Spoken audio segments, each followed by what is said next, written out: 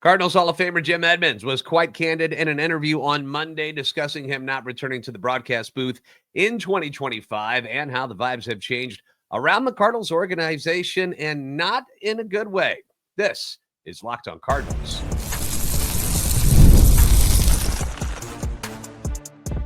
You are Locked on Cardinals, your daily St. Louis Cardinals podcast, part of the Locked on Podcast Network, your team every day. Hey there, Cardinals fans. I'm JD Hafford, and I'm your host for Locked on Cardinals, part of the Locked on Podcast Network, covering your team every day. You can follow me on Twitter X at JD Sports Radio, and you can follow the podcast at LO_Cardinals. I want to thank those of you who make Locked on Cardinals your first listen every day. We are free and available wherever you get your podcasts. We're also on YouTube. Come on by, like, subscribe, comment, and hit that notification button so you know when the new episodes are posted. This is a show serving Cardinal Nation and giving the best fans of baseball all of the info about the birds on the bat. Today's episode being brought to you by FanDuel. Super Bowl 59 is here, and there's no better way to make every play even that more exciting than with FanDuel Sportsbook. New customers can now bet just $5, and if you win, you'll get $200 in bonus bets. Download the app or head to FanDuel.com to get started. So former Cardinals center fielder Jim Edmonds, Cardinals Hall of Famer, now former broadcaster Jim Edmonds, joined the morning after on 101 ESPN on Monday morning. And in normal Jim Edmonds fashion, he did not hold back on his feelings about how things are going with the Cardinals and with himself personally with the Cardinals. You can find the link to the interview at 101ESPN.com. It's under their podcast area. You can find them on YouTube as well. I'll put a link in there for you if you want to go check it out. But if you haven't heard, over the weekend, Jimmy is not going to be returning to the broadcast booth during this upcoming season. That word came down, I don't know, Saturday or Sunday. It was this weekend. But in my initial thoughts on that happening was that it kind of stinks because I'm one of the people who actually enjoyed Jimmy in the booth. And I know there's a lot of people who aren't big fans of his demeanor and how he did things on the air. He's not everybody's cup of tea. Some people think he talks about himself too much, but, he even brought up how people were, giving him grief about talking about him getting texts from former players and people when he's doing a broadcast, which I had no problems with. I've never had an issue with that whatsoever. I loved hearing his stories about his time in St. Louis, his interactions with players and coaches. I kind of appreciated his peek behind the curtain type of demeanor on certain things. And of course, I just enjoy hearing him talk about the game of baseball, what his mindset was as a hitter. This is a guy who came up who wasn't a great hitter when he first started, when he was with the Angels, certainly not, and developed into one of the better hitters of his era. When he was with the Cardinals, there was that stretch there where he was unbelievable. But he would talk about his mindset in the box, what he's thinking about during certain at-bats, what he thinks the pitcher might come with, things like that. I appreciate that stuff. When it comes to like the NFL game, to hear Tony Romo and Tom Brady talk about these types of things, that's what I like to hear. I like to hear the inside of what they're feeling as a former quarterback, just like I like hearing about Jim Edmonds as a former All-Star and a slugger there and a Silver Slugger winner in the box. His thoughts on defense, obviously, one of the great defensive center fielders of all time in the game of baseball, and why he did things a certain way and why he would always play shallow and how he could relate what he would be doing to what the Cardinals were doing on the field that day. Why is Jordan Walker taking that particular route? Or what is he liking about what Michael Ciani's doing out there in center, or Victor Scott? I dig that stuff. That's a perspective that you can't get from a lot of color analysts because they didn't do it at the level that Jim Edmonds did it. There's people that, they're former players and they can give you their opinions and stuff, but didn't do it at the level Jimmy Edmonds used to do it at. And, he's a guy who's borderline Hall of Fame worthy. They talked about that in the interview. 4-time All-Star, 8-time Gold Glove winner, won the World Series with the Birds in 2006, almost 400 career home runs. Will he get in? Will they vote him in at some point? I don't know, but the dude was awesome for like a 4 or 5 year stretch with the Cardinals and really took off when he got to St. Louis when they acquired him from the Angels, just a highway robbery type of deal. And I got nothing respect but respect for what Jimmy does. And I appreciated what he did in the booth, and I'm sad that he won't be back because I liked hearing his insight. And he explained that before his bosses even called him about coming back for this year, he had already decided that he probably wasn't going to return. So in a way, you can say it was an amicable split. They were like, I think we're going to go in a different direction. He's like, yeah, I didn't really want to come back anyway. He explained this, I'm going to paraphrase here because I'm not going to give you exact quotes, but, he explained that he was just tired of listening to the critics. He was tired of guessing if he's doing the right thing or not. And he had just had enough. And, you would hear it like, you see it on Twitter, X and stuff where people would be like, oh, Jimmy's saying this, Jimmy's saying that. And he just, he got tired of hearing the noise. He's like, at this point in his life, he doesn't really need that. He wants to be a dad and he's living in Tennessee with his family. And he's enjoying that rather than having to, do broadcast stuff. He talked about how the broadcasting side of things were total chaos. People didn't know where they were supposed to be. The mics didn't work. Replay wouldn't work. TVs didn't work. It's stuff that all of us who are in media, or if you've ever been in media at all, get annoyed with each and every day. It's the same stuff. Trust me. We all have gone through it. If you've been in radio, TV, broadcasting of any sorts, I've been in it for 2 decades. This stuff happens no matter what company you're with. It doesn't matter. All of this crap happens all the time, constantly. Issues on the technical side of things. And it becomes really frustrating as the person who is behind the mic or on the camera because the fingers always get pointed at you. The listeners and fans, they don't know who the engineers and the producers and stuff are that are doing the behind the scenes work, which is extremely important stuff that I have no idea how they make certain things work. But those are the guys who are take care of that stuff. And when things go bad, and when things sound funny or they look funny or they sound and look weird, they just kind of point the finger at the air talent as if we're the ones who are controlling it and screwed up. We're the ones who hit a certain button and messed it all up. And it's not the case normally. So it's a little frustrating. So I understand his aggravation with that side of things and how that can get old real quick. I get it. Plus with baseball, you've got the travel, the way it is, him being away from his family and stuff. It's not an easy gig. It's not an easy gig. So that was part of it. Then he continued saying that it's just not the same anymore and how it took a toll on the fun part of it, which led the morning show to ask him, why isn't it fun to be at the ballpark these days? And again, I'm going to paraphrase here and you can find the whole interview in its fullness at 101 ESPN. But he just said it's not fun anymore, that they don't make you feel like you're wanted being around the stadium. And before you start blaming people, he immediately says that I love Ollie, respect for the DeWitts and Mo, and that everybody is great. But somehow, and he says indoors in the inner circle, it's just not the same. It's not the same organization, and it's not fun to be around. And if you're an everydayer of Locked On Cardinals, if you've been with me the last couple of years, you've heard me kind of bring stuff like this up before, where outside of like the random walk-off home run or hit, the emotion of the guys in the dugout is almost robotic. It's like they're not playing a game and having fun. Like, it's just got to be business. And there's just not, it looks like there's no joy in the dugout on certain games. And I know that there are different personalities for different people. Goldie, superstar, right? MVP in the National League, but he's a very quiet guy. He does interviews here and there, but that's not him. That's not his personality to be boisterous and outgoing, where Lars Newbar is clearly a more outgoing type of personality.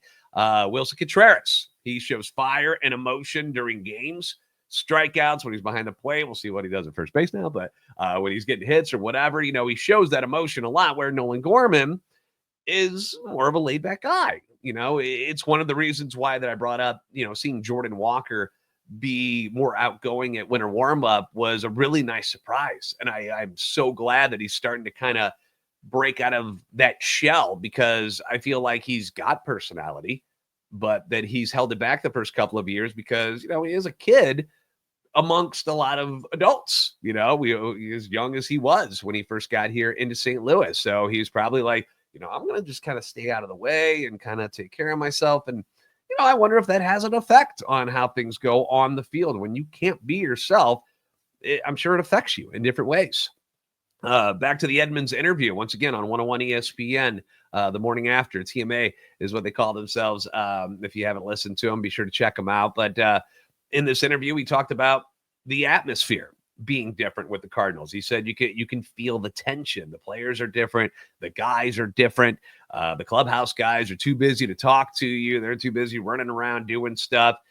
And, we talked about how the sport has changed and how sports in general has changed. And it's just not the way it was, the way things operated when Jimmy and the guys were here. And my thoughts on that, when he started mentioning it and how, guys are different and there's a tension that's in their locker room. And my thoughts go to like winning helps with that, right? The lack thereof winning, it has probably a lot to do with what's going on with that feeling that you get in a clubhouse with the Cardinals right now. I'm sure you've seen Moneyball. If you're a baseball fan and you're listening to baseball podcasts, I'm sure you've seen the movie Moneyball. And you've got that one scene where the A's lost again. And Jason Giambi is dancing on the table. Is it Jason or Jeremy? It's Jason. Whichever one. You're a good ball player. Maybe it's Jeremy. Anyway, Jeremy's the one that's on the table. I'm pretty sure. Anyway, point being, it's the little brother, not the superstar version. And he's dancing on the table. After another loss, Billy walks in, he hears the music and he's like, comes in, smashes the radio with a baseball bat and asks, is losing fun? Then what are you having fun for? And when you're not winning, the game isn't fun.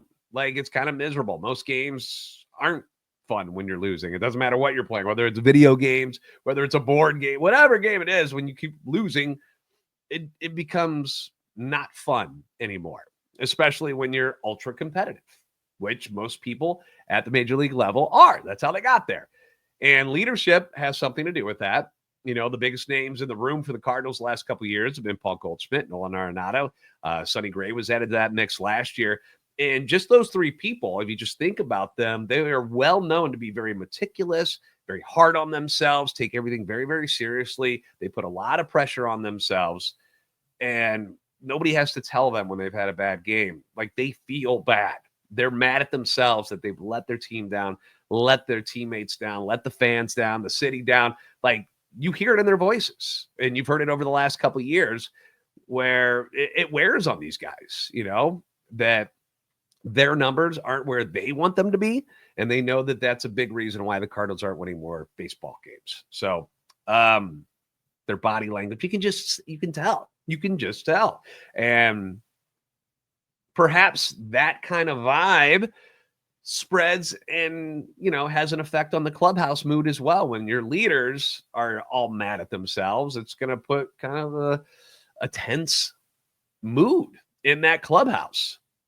And that's losing does that. I'm not trying to sit here and point fingers that it's their fault. I'm just saying that losing overall has that effect. It affects those guys, which affects these guys. And, it's that domino effect.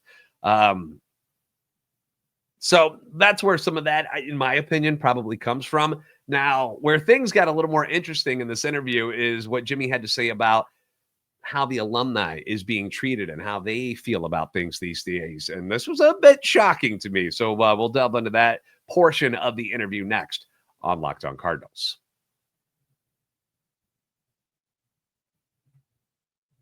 Super Bowl 59 is here. One game, two teams, endless possibilities, and there's no better way to make every play more exciting than with FanDuel Sportsbook. Even if you aren't a fan of the Eagles or the Chiefs, you can still make the game fun with FanDuel.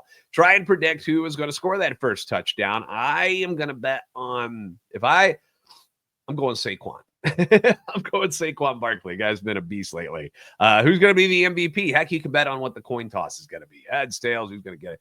FanDuel just makes it easy to get in on the action all game long, and you can adjust your bets as the game unfolds with the live betting feature, which will allow you to stay involved no matter what happens on the field. The app is super easy to use and navigate. You can handle it, I promise. And knowing that you can place a $5 bet and potentially win $200 in bonus bets for the Super Bowl is the icing on the cake. Download the app or head to FanDuel.com to get started.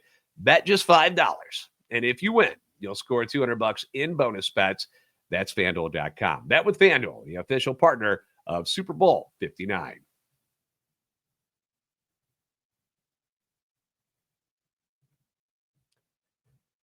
Thank you again for making Locked on Cardinals your first listen every day. You can leave your comments on YouTube as well as on Twitter, X, anytime you want. Your feedback is always welcome and encouraged. Of course, I'm sure we're going to get a lot of voices on their feelings towards what Jim Edmonds said in this interview. Again, he was on the morning show on Monday morning on 101 ESPN with The Morning After.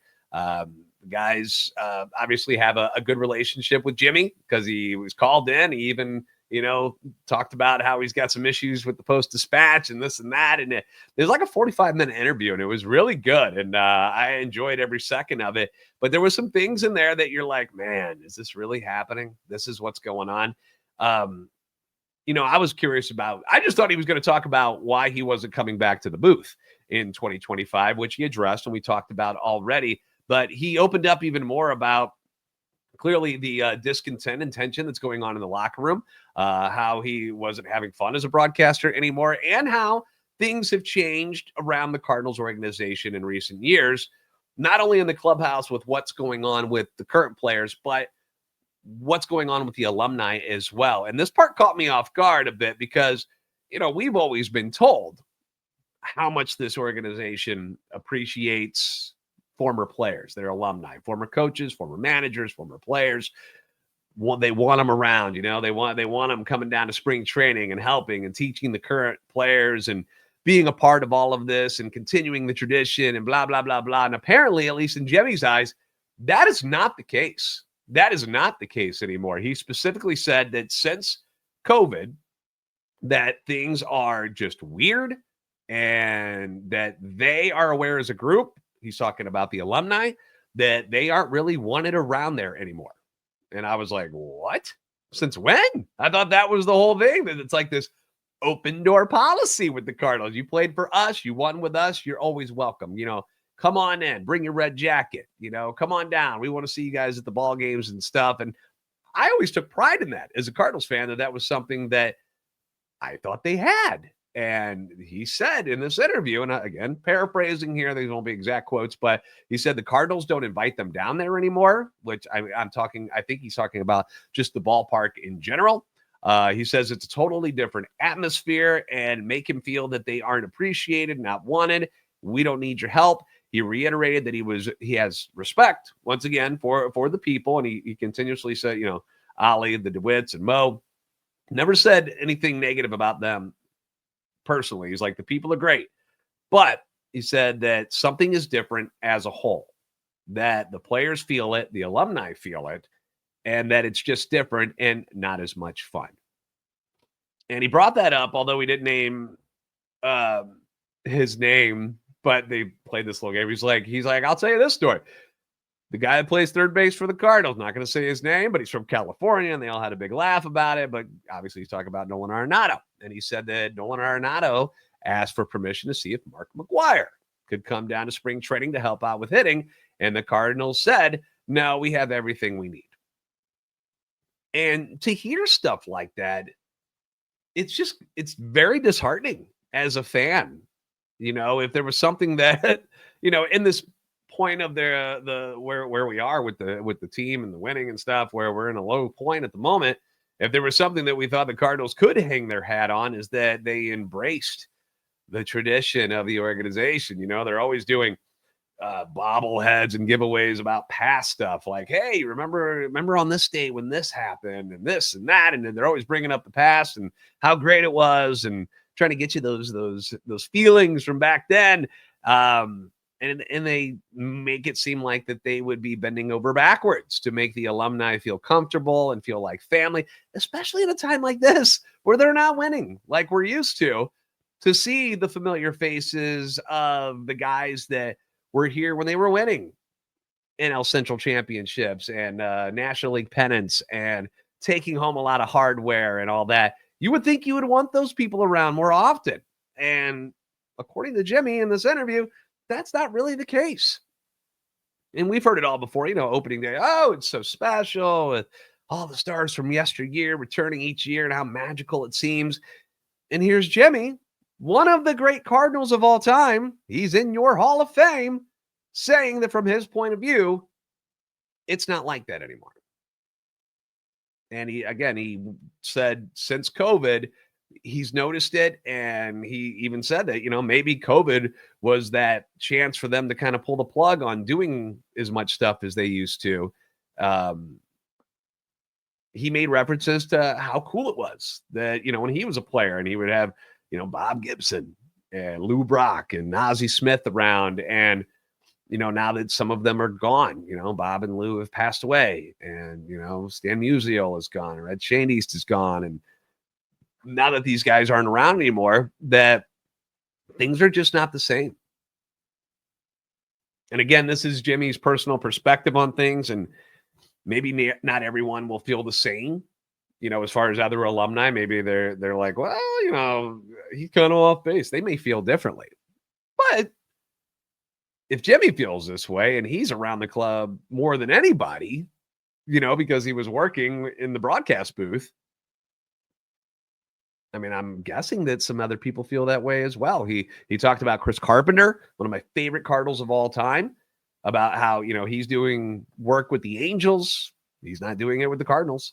It was just kind of enlightening to hear him say these things. And then you start to think back about, Matt Holliday was going to be the bench coach. And then he stepped away, decided, he wasn't ready to do that yet. He still had, he wanted to see his other son continue to go and, develop. And, seemed like it was more of a family thing, but maybe part of this had something to do with that he was just kind of like, I don't know. I don't feel the same about it. Last year, Yadier Molina was supposed to show up and be a part of things, and that never came to fruition. And it makes me question, if these guys are staying away, whether or not this organization is rotting from the inside out and have been for a while. And it's just that some of us, and I'm talking about myself personally, maybe I've just been a little bit blind to it. I always see the Cardinals in a good light and think of them that way. This is my team. This is my squad. I do this for a living. I talk about them and love them. But you don't want to see the ugliness that's going on. Sometimes you can be blind to that. And maybe that's something that has happened to me. And maybe it's happened to you if you're listening to this. And now this kind of opens our eyes a little bit to think about the deeper problems that may be going on within this organization. And I don't know how they're going to turn things around. But it was a little shocking to hear that. This is not the Cardinals I grew up on. This is not what I used to hear about them. This is a shell of the organization I've been around my entire life, and this is something that has been going on at different levels, the minor leagues and their development. We know that has been a problem, that they fell behind the rest of the league and how they do things down there. And they're finally putting some attention towards that this year. Good. The on-field since, that year, it took a magical run for Albert Pujols to get him into the playoffs in his final year in 2023. The year before that, they had that crazy winning streak. They won 17 in a row. That's how they were able to get in. So, it's been trending in the wrong way for a while. And now we're here, and now we're hearing that they're treating guys who used to be here when, the best of times for some of us who, weren't around in the 70s and 80s, the years of Albert and Roland and Edmonds, and with Larry Walker being on the team and Chris Carpenter and Yachty, all them together, those are my golden years of thinking about the Cardinals. I'm like, those were the greatest times. And to hear that they're not treating them well now for whatever reason, that's messed up. And I can't say I agree with such things like that. And it's very disappointing. Very disappointing. And again, before we start pointing fingers, because I know people are going to say, well, it's because of Ollie. Get rid of him. It's because of Mo. You got to get rid of him. The DeWitt should sell the team. Jim Edmonds made it a point in this interview a couple of different times where he's like, I love Ollie and I respect the duets and Mo. And he was making it like, I'm not saying it's their fault. I'm not pointing the finger at them that they're doing it and it's their fault. He wasn't blaming them individually, not in the slightest. But he just kept saying that there's like this aura around the stadium, the team and the organization that's just really, really weird right now. And we're all feeling it. We all know something's off. He's like, there's something off, and I don't know how to put my finger on it, what's going on. We know it as fans. Fans are telling you we know it because they're not showing up at the games. We know something's up. So, again, winning usually cures any sort of problems like this, but it seems like it's much worse than what we thought just on the surface where, oh, no, we're not winning 90 games a season. It appears there's a deeper issue going on right now, and I hope they get it figured out. Maybe we'll hear more about this as time moves on, but just a crazy interview. Again, 101 ESPN is where you can go to listen to it in its entirety. News and notes from around the league, including a former Cardinal ace finally signing somewhere. We'll talk about it next on Locked On Cardinals.